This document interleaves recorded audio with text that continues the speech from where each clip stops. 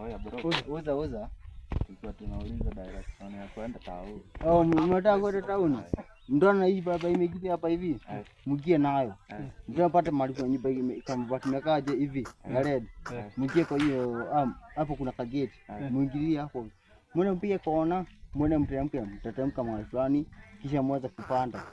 Kisha mtana hivyo muenda kabisa. Mwanza kuteremka upate mahali kuna highway inaenda hivi na nyingine imeenda hivi. Msiana hii imeenda hivi na hii imeenda hivi.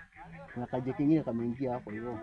Bro. Mwende na kabisa mpaka mahali mtatokea. Direction yako ni kubwa sana.